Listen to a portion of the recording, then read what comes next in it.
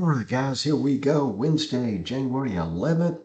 Going to go over a few micro futures plays we made and the play setup and the factors involved, et cetera, et cetera. So let's go ahead and get started. The first one is our micro E-mini Dow Jones. So you can play the Dow Jones on the micro E-mini and get in, very cheaply and connect it with your E-Trade, TD Ameritrade, Interactive Brokers, pretty much every, major exchange, stock exchange out there you can do that with. But anyway, how did we know to go in and take a long position when everybody was talking about the gloom and doom of the earth and, Dow was going to zero, the S&P 500, which we'll go to next, was going to go to zero. Anyway, just looking at the charts, to be honest with you, that's all you can do. And to break this down real quickly, we were in this sideways price consolidation zone for several days, a couple of weeks here. Finally, the key, quite honestly, was finally breaking up and over the 20. Okay, nothing on the chart really happens good unless it happens around the 20, okay, or bad. And you can exploit, the bad side too by going short. But anyway, and then also that red dash line over here, it was, support, for a couple of 3 days. And then we broke down and a big indicator red flag was that we had a big sell-off topping tail candle here. In other words, institutions, big money that wasn't, mom and pop and, the small retail folks selling off. That was, big money coming in. And then, confirmation next day. And then, the rest of the story. But anyway, consolidated here. There wasn't a lot of follow through. Normally you get, a big dip coming in, but it didn't. And now that what we find out, this was all accumulation. Whenever you see this type of price action here, consolidations, sideways like this, is either distribution. The big guys are slowly selling so they don't drop it big time like this. And they want to get out before they do drop it, or they're accumulating before they drive it up. Okay. Now this green candle here, two factors over the 20, and then our low pivot and then high pivot zones. And then you can see all these wicks into it. So that was a good indication that we had a, odds probability we could, continue higher. And then had this little red candle here. And I was really expecting a couple of three. Normally when you get a big candle like this breaking out after consolidation, you'll get a day, 2 or 3 in here red, coming back in. Let me see if I can draw that. So yeah, you come up and then you have, a couple 3 days back, basically backfilling this area, and then you take off. So it's like a 1, 2, 3. But so far, they pretty much just had a pause candle, then we, took off. Now, what you do now, once you catch the breakout, you start looking for the next, let me make that red for resistance.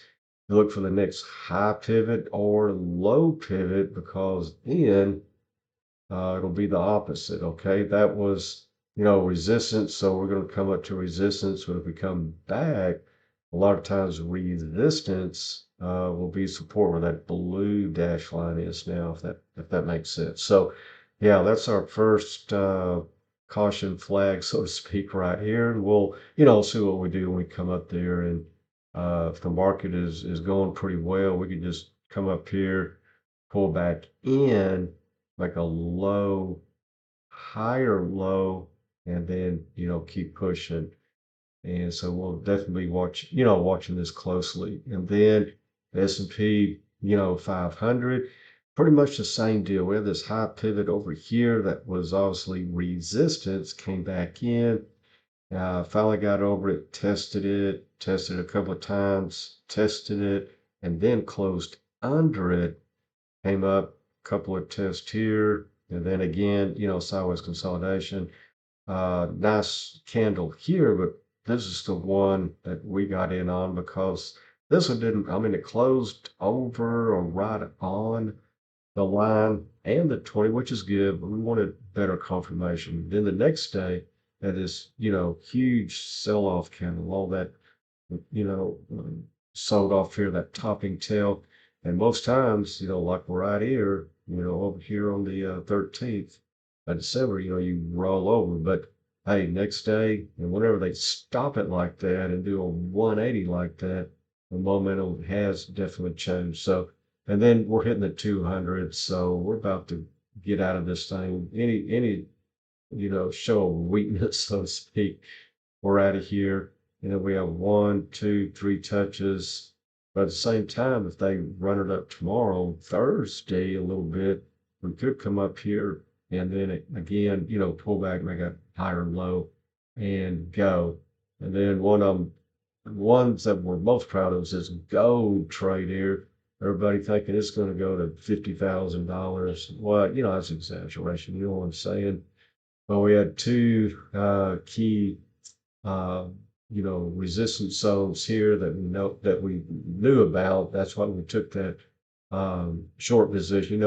If you keep up with us on Twitter, we've been playing this thing like a fiddle, up and down, regarding going long, going short. That's one of the great things about micro future. You just hit buy to go long, you hit sell, on your trading platform to go short. But anyway, the first red dash line comes from, this high pivot on the daily right here. Because you're going up, you got to look left and see, what type of, problem areas, issue areas, high pivots, low pivots, a moving average, a fib line, whatever it may be.